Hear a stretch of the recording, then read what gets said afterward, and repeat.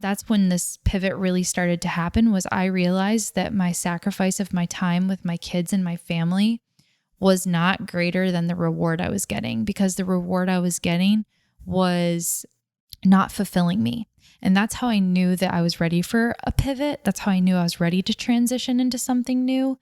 Was I didn't want to leave all my hairdresser friends and community behind, but I needed to change for myself and for my family, and needed to be rooted more in my truth.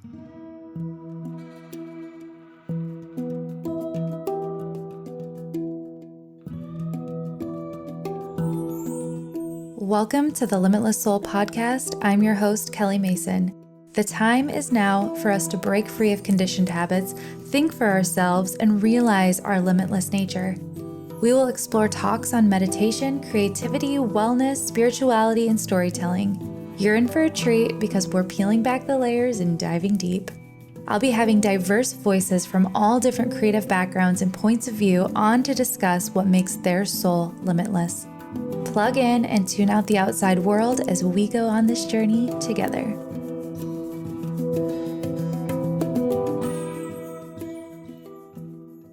Hello, welcome to the Limitless Soul podcast. I am so happy you're here today because I'm doing something different, something new, and I took questions from my Instagram poll and I'm answering them right here, right now, for the first time. I can't believe I haven't done this before, and it's so fun, and it has been such a really cool experience to ask the audience who listens to the podcast and who is a part of this community what things they would like to hear me talk about. And this specific episode is circling around being a parent, my perspective, being a mother, on a spiritual path, and also on the entrepreneurial path of growing a business.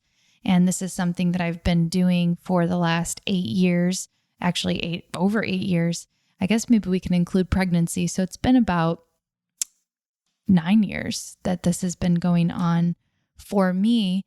And so I started talking about being a mom a little bit more in my experience, which is so hilarious to me. And I can't even believe it. Like, this life is so riddled with surprises. I haven't really talked about being a mom, being a parent, the struggles, the beautiful things, the hard things, and publicly, I would say. And I even had my husband on one of our episodes, and we were in Costa Rica on a family vacation. And I said, what's one thing that people publicly who maybe don't know me intimately, like in my family or who work with me, might not know about me? And he said, oh, for sure, the way that you are with the kids and the way that you are as a mom.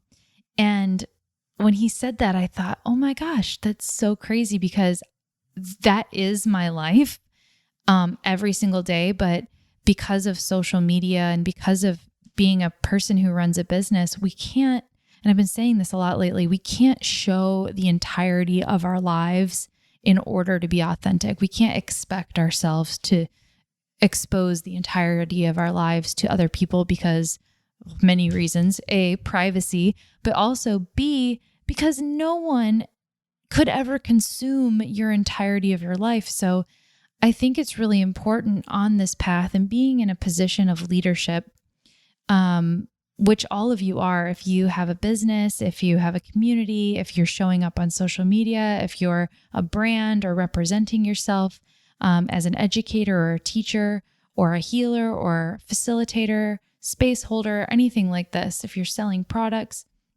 you're in a role of leadership that in this day and age requires us to share parts of who we are, because that's what really aligns and relates with people.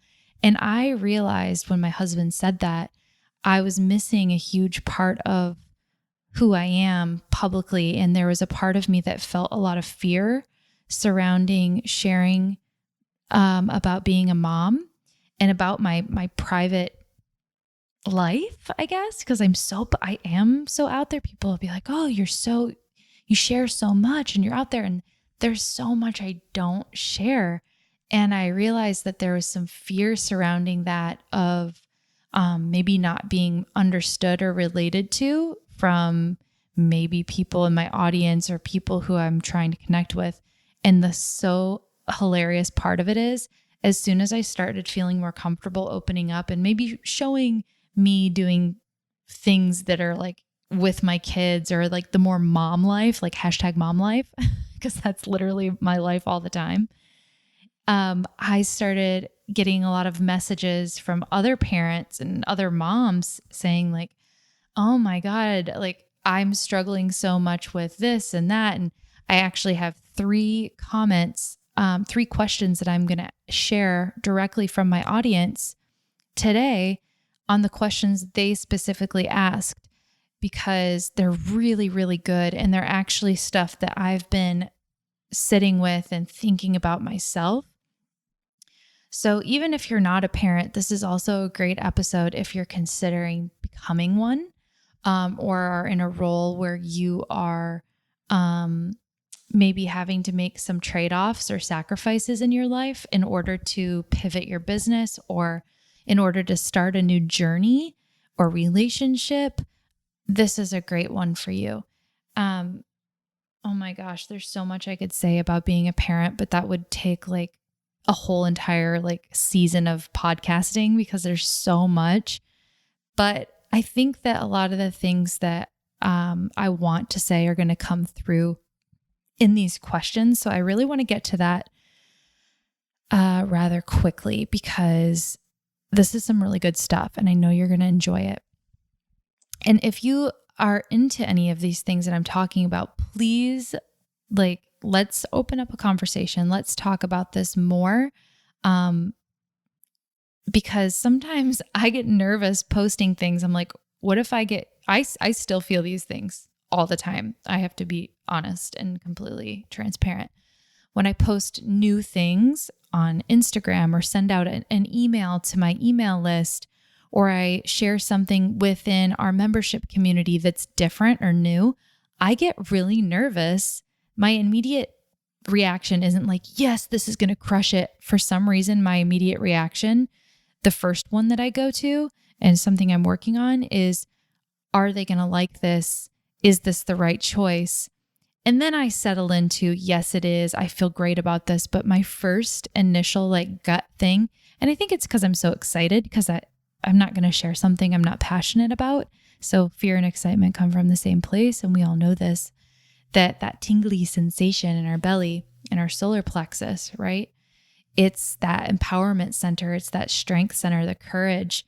And that can get activated in one of 2 ways, like tremendous amounts of fear, and I can't do this. Or it can be, I'm so excited. Like this is going to be amazing. And just overwhelming amounts of confidence. And I think it's healthy to have a little bit of both, because if we have an overwhelming amount of confidence all the time, right, we lose that really beautiful essence of humbleness, that part of us that knows that anything could happen, and to not put too many eggs in one basket, not to just think because we've done something before, it's going to work again. Always be on the edge of the center, right? I always am trying to edge myself closer to the center, but I also don't want to be so fearful where I have so much anxiety. Nobody's going to like this. I don't know if they're going to like me. But my initial reaction tends to come from the lower part instead of the higher part, which I don't think either one are really good or bad. It's just, we want to find the center.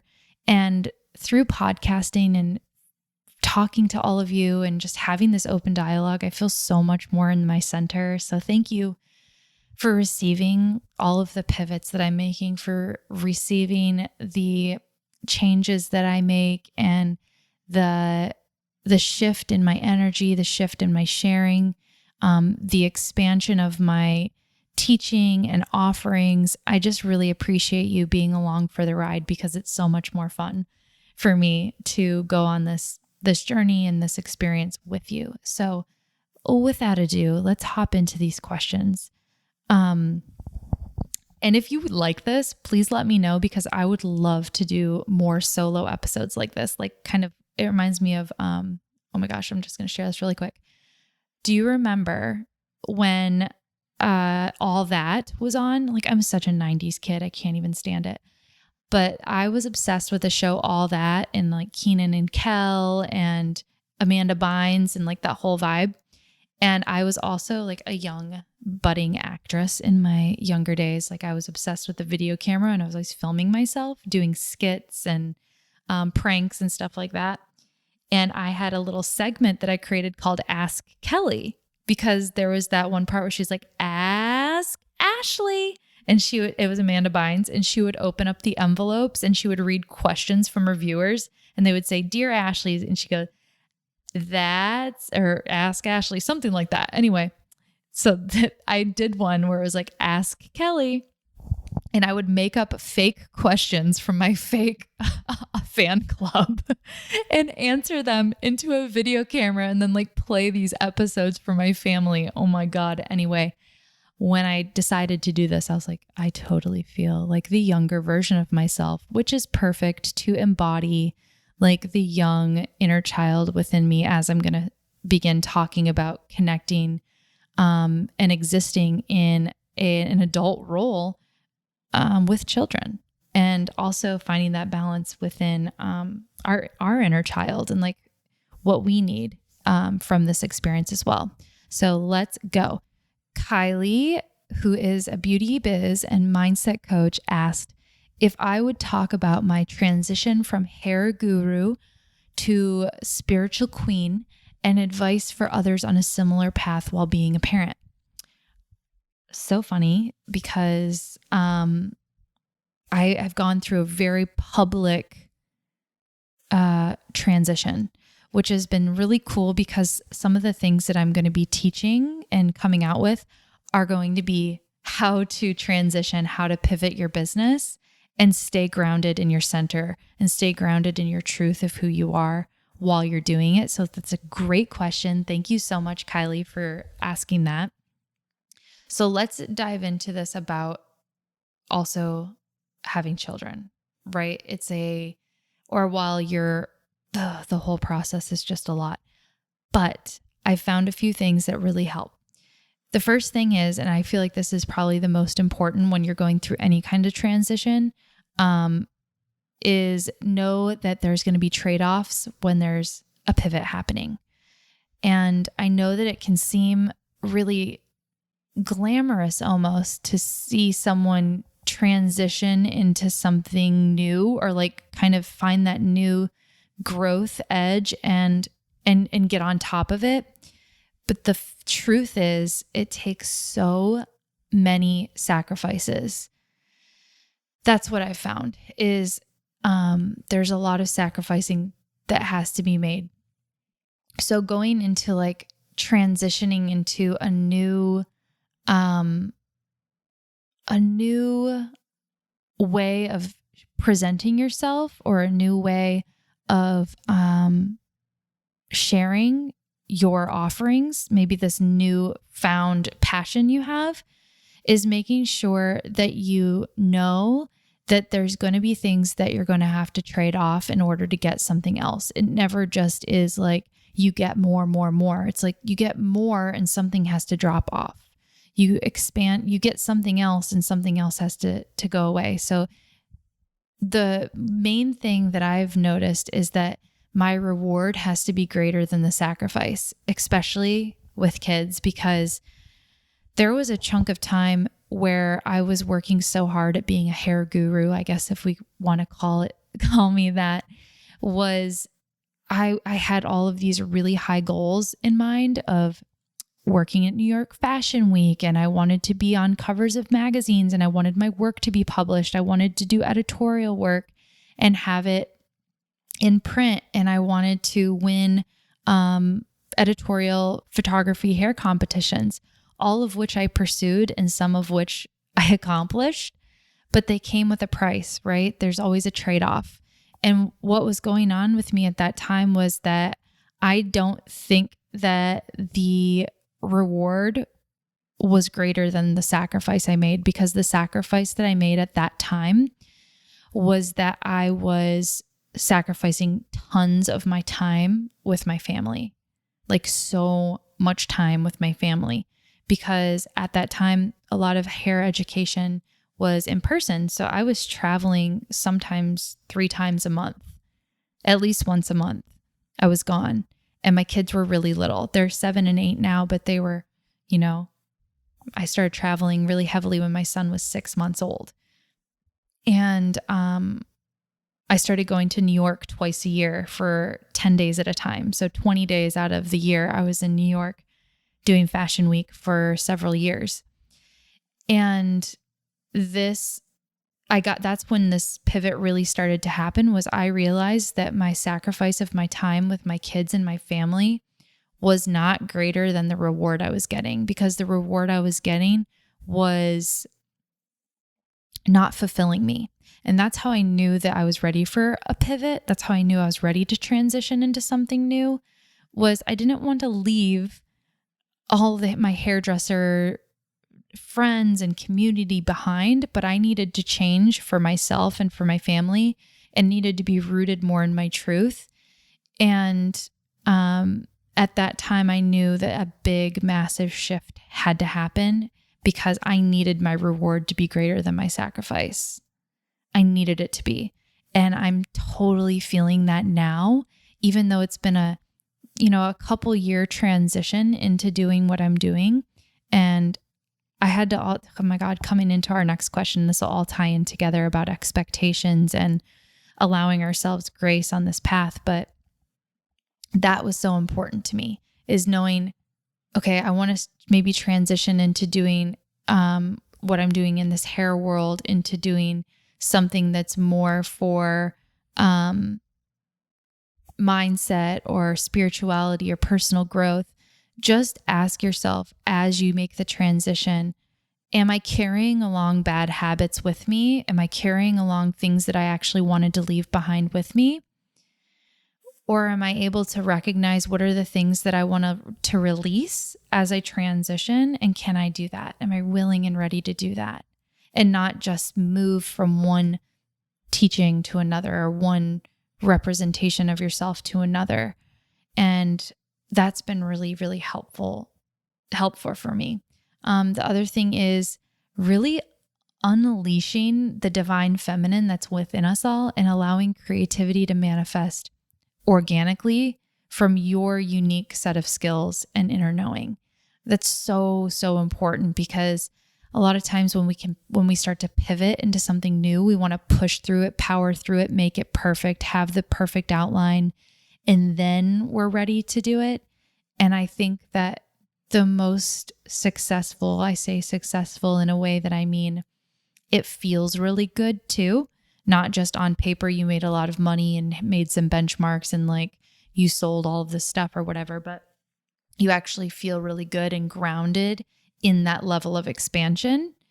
And that comes from really activating the feminine. For me, that's what has been helping so much. And I mean, like, I do this through different energy healing practices, through different breath works and movement, and everything from really specific yogic teachings all the way to just dancing in my living room to a record player with my kids or something, or just putting on a dress and or working and taking breaks and breathing throughout it, instead of being stressed out and cracked out on coffee and I just got to get through this.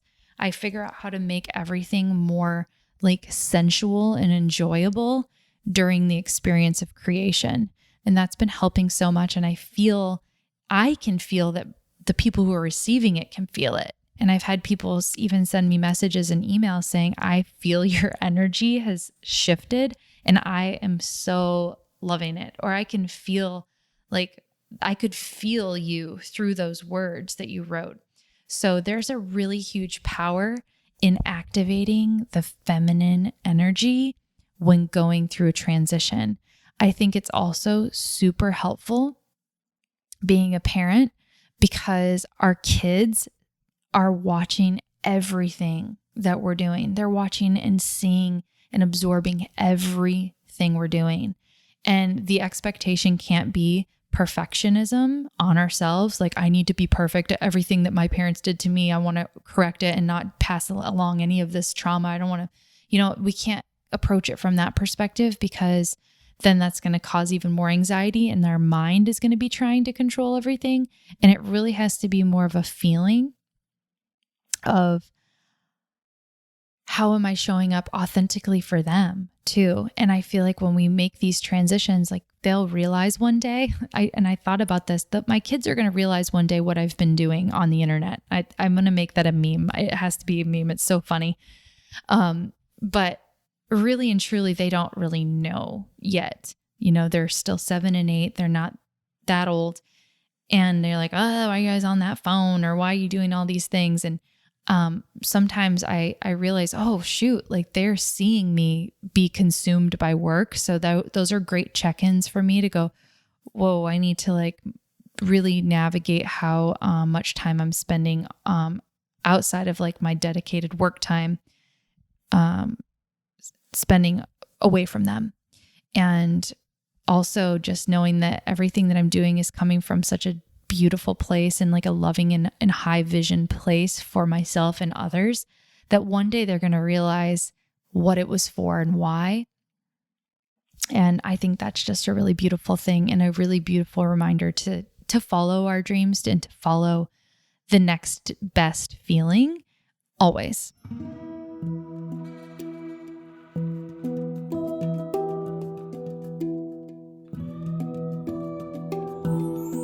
Thank you so much for listening. And I'm so excited because today we are sponsoring the podcast by our very own Inflow meditation experience. It's a free Limitless Soul offering that is made just for you, the creative who is overwhelmed and exhausted during your work week, but you're willing to try something new to feel peaceful and focused.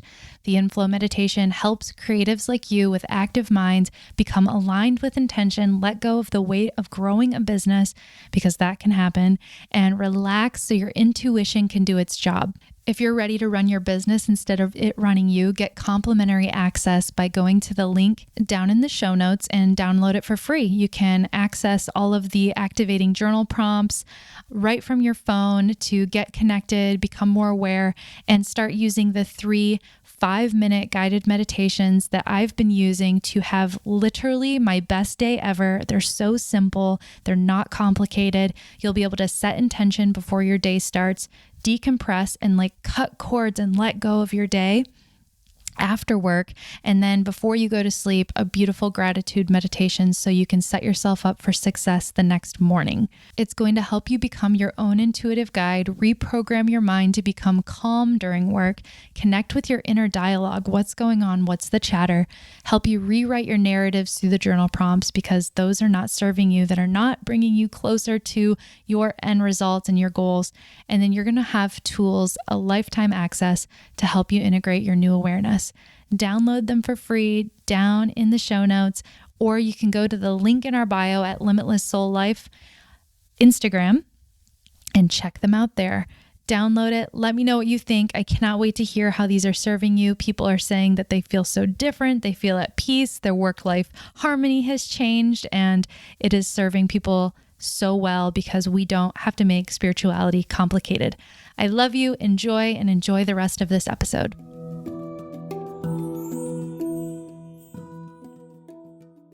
The second question I have is from Rachel, who's an esthetician and a Reiki healer. She said, finding time to keep up with her meditation practice is hard, and she would love tips on how to balance her routine. Thank you, Rachel, for that question. So one thing that I have been practicing is non-attachment, and it's probably one of the biggest lessons that I've learned, and the depth of it just literally keeps expanding and getting more rich and more deep, and I'm seeing it in more dimensional ways. But really letting go of what a meditation practice should be in order to get where you're going, right? I have those like in air quotations, like should be in order to where you're going, because our goal can't be enlightenment, or else we're after the wrong thing, right? enlightenment is so spontaneous.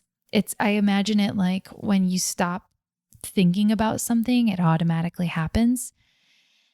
And that's how I would explain or like describe non-attachment is we can't have an attachment to this expectation, right?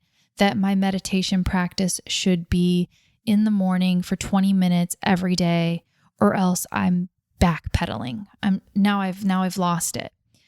And my first meditation teacher, and I've talked about him so many times, always taught me meditation in a way that is fully involved with our lives. And I say this now with a laugh because at the beginning I did not receive that information that way at all. At all. I would take what he would say because his teacher was an Indian guru named Satya Sai Baba. And I'm sure I can imagine him. I never met him, his guru, because he passed before I started being his student. But he would pass along his teachings in a way that was so funny and so whimsical and like not do this and this and this and this and this. It's like, okay, if you want. Okay, if you want. Sure, why not? Okay, is that what you want? And I'm like, oh my God, there's so many choices. Like I've never been presented with so many choices in my entire life. The whole entire point was to be in meditation always is the goal, right? It's not, am I meditating now? Am I doing it right? Like, did I do a good job, teacher? Like, is this the right way? Tell me I'm good. That's not the point. And oh God, this is such a good lesson for children too, right? Oh God, if this one thing passes along to the next generation, I think we might have hope. But it really is about in each moment, can that be a meditation? And sure, set an intention to have ritual and dedicated time to devotion. I love my dedicated time to devotion when I can have an hour to sit in a meditation and really be in my body, and there's nowhere for me to go, nothing for me to do, and I'm able to really drop in. Oh my God, I love that. But having kids like that, that moment,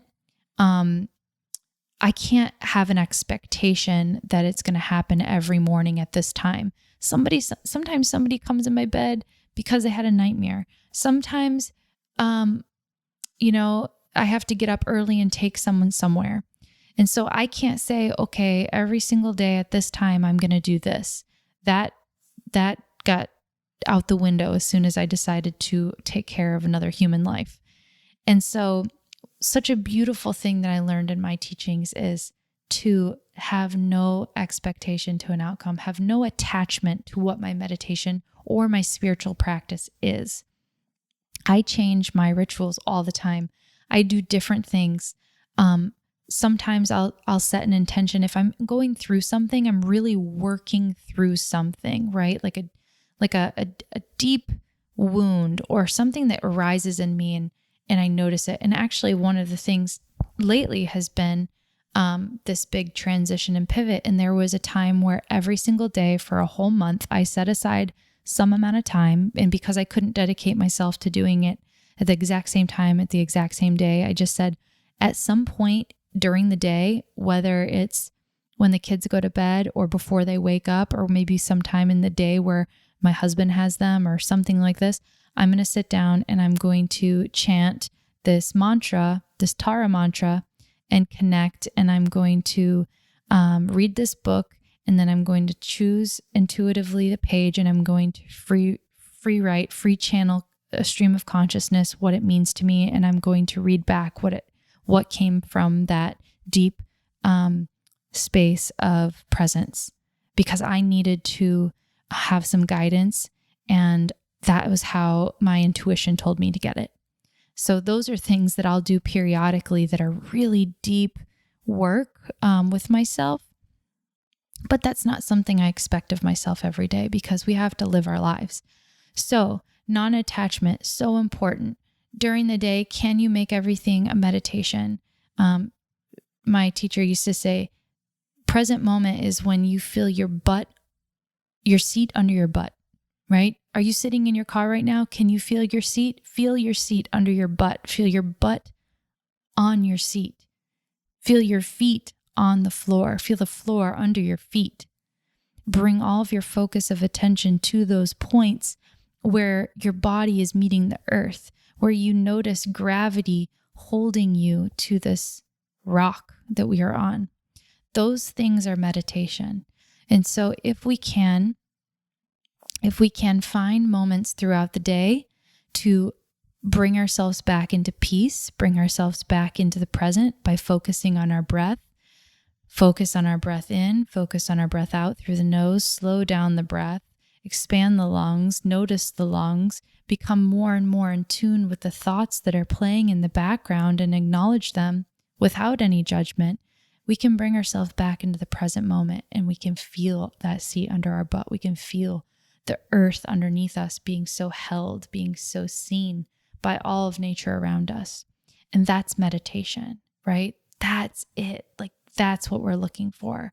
And that's been my journey with meditation, is constantly evolving and getting creative, right? Being in that divine feminine flow of what it can be like right now, and not listening to what's on the outside world telling me what meditation is or telling me how to do it. I love to plug into an app and listen to someone else guide me every once in a while. Sometimes I just like to watch the breeze blow through the tops of the trees when I'm feeling super stressed out and just get lost in the really cool way that everything just moves seamlessly in nature. That's meditation. Sitting by water and just listening to what's going on in front of you and around you is meditation. So that's what I would say about finding a balance in routine when you're trying to be on this path of presence and healing, because that's really it. And it's a really beautiful thing when you surrender to that, right? That's where the surrender comes in. It's like, I need not force anything. Like, I'm provided for, I'm taken care of. And it can be hard whenever things get kind of crazy, especially with kids, because somebody always needs you. Somebody always is craving your attention and needing to be seen and needing to be done things for. And so it's such a beautiful gift to just return to that. And what a beautiful thing to pass along to our peers, our community, our world, our children, everything. It's the most impactful thing ever, I think, is just that, right? Returning to presence, not having an attachment to anything, just letting it be. Okay, so Veronica is the last question. She is a salon owner, a mom, an adventure seeker. And she asked about the very religious and Christian parents judging and, I forget what this says, countering her mystical spiritual way of raising her children. Okay, so I know this is something that probably a lot of people go through. And it is really interesting because when you start talking about things that are unfamiliar to people who have a really deeply seated belief system, I think automatically something arises within us when we're really attached to something that we want to judge it, or we want to put it in a category of right or wrong or good or bad. So I have a couple of things that I can share with you from my own experience. I don't have this exact situation, but I do think that even just existing as an outward expressing person who is, my belief systems are very rooted in mysticism and spirituality of all different kinds of pathways, that it can be very vulnerable because it's nothing new that's being presented to the world, but in some of our circles or societies or communities, these ways of living that are really close to nature and ancient and maybe not as familiar to a lot of people, it can create some waves. And so one of the things that I always teach my kids is about discernment, because when you do start going on the spiritual path, you realize that there is no right or wrong. There's perspective, right? There's inherent right and wrong, right? Inherent right and wrong would be killing someone is wrong inherently, and we know that, right? However, there's always an exception to the rule, right? It's like, what if it's in self-defense? Or what if, et cetera, et cetera. An inherently good would be thinking about others and not just yourself, right? So there is inherent good and bad, but there really is no good or bad because there's always other aspects to it, right? Like I just said. And so something that I always am teaching my kids is about discernment, and for them to learn how to feel what feels good or bad to them, what feels safe, what feels unsafe, what feels like something that they want to absorb and listen to, or something they feel like they would like to leave where it is. And I know that it can feel like maybe the outside world has more influence on our children than we do, because there's so much consumption, whether that be parents or, community or media, et cetera, iPads, blah, blah, blah. It's teaching them to know, okay, does that feel right to me? My kids have said many times to me, this doesn't feel right. Like, this doesn't feel good. I feel, not good about this. They know. Okay. So then it's also our job to help them develop that, right? Help them develop the feeling. And in order to do that, we have to do that for ourselves. We have to learn how to feel. We have to learn how to use our intuition. We have to learn how to discern. And so then when we're able to develop that, we can pass it along to our kids because we can speak it in more simple terms, right?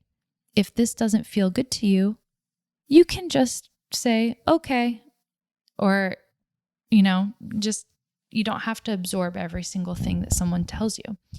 The other thing is that we can't force people to believe what we believe or even accept what we believe. I know that one's very difficult. It's so hard. We can leave the doorway open, and we can create energetic boundaries around ourselves, which I've done a couple of episodes about boundaries, which might be helpful to listen to about this, is creating energetic boundaries around ourselves so that we are honoring what we are doing because we know that it's coming from a place of good, inherent good. It's coming from a place of love. It's coming from a place of deep compassion for ourselves and for others, for our kids. And I'm not doing this to defy however you raised me. I'm not doing this to defy society. Society is going to continue going on doing whatever it wants to do, whatever they want to do, however you want to do.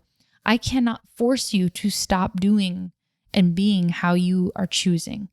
I can only control how I'm doing, being, and choosing. And so flipping that really internally on myself, on ourselves, really empowers us to develop a sense of spiritual strength, if you will, of like a hard lean into honoring what we really know in our soul to be true for us. And again, like kind of going back to the first question is, we can't, or the second question, we can't have an attachment to anything. Like I can't have an expectation of you accepting me or not accepting me, or I can't have an expectation that you're going to not continue to share your beliefs with my children if you are putting them in their path. However, I did read this really beautiful book and took some classes on nonviolent communication.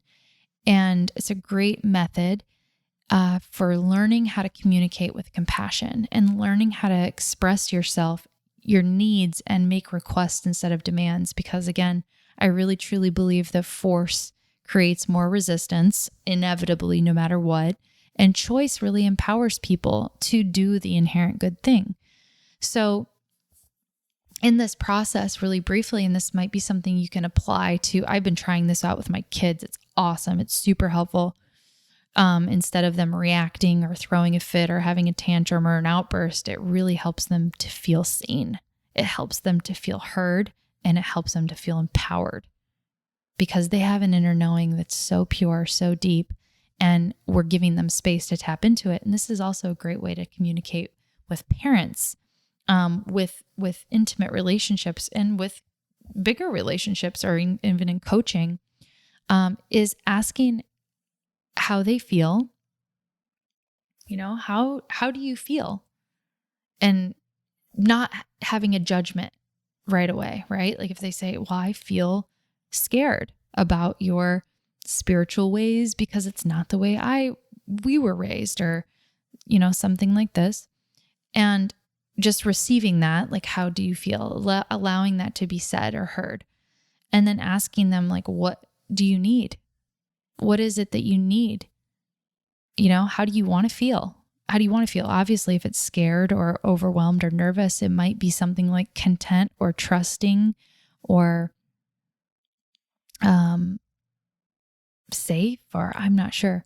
So asking, like, how do you want to feel? And then, like, what do you need to feel that way? Maybe I need to have a better understanding about what's going on. I need to understand why this is helping you or what it is doing for you. I need to understand how you want us to interact. And then you ask a request instead of a demand, instead of being like, you have to do this or else. It's, I would like this to happen. I would like to, have more open dialogue without you shutting down and getting angry. So this is a really great way. Feel, need, request. It's really, really simple, but it's hard for us to do sometimes because we want to react. We want to get mad, or we want to put up our defenses. We want people to understand us. So this is a great way to maybe have these kinds of harder conversations, especially with people who are so intimately in your life. And also flipping the script on yourself, like sharing how you feel with them, what you need, and what your requests are. And sometimes that's easier to start the conversation if you're the one who's in that space of presence, who is willing to have it, is to get the other person in that place of feeling and needing and requesting first. So I hope that's helpful. These were so great. This was so much fun. I really enjoyed this. I hope that you all did too, listening along and hanging out with us. And if you'd like for me to do more of these on different topics or different things, I would absolutely love to. So much fun. Thank you. Thank you so much. These are all things that actually have really helped me in my business, being a parent. It's such a beautiful thing to be able to have such a full life and know that it's not impossible. It's not impossible to be however, whoever, whenever we want. And it's never too late to start doing something new, changing your mind about something. And just also know that we're never going to be ready. Like, we're literally never going to be ready to be a parent.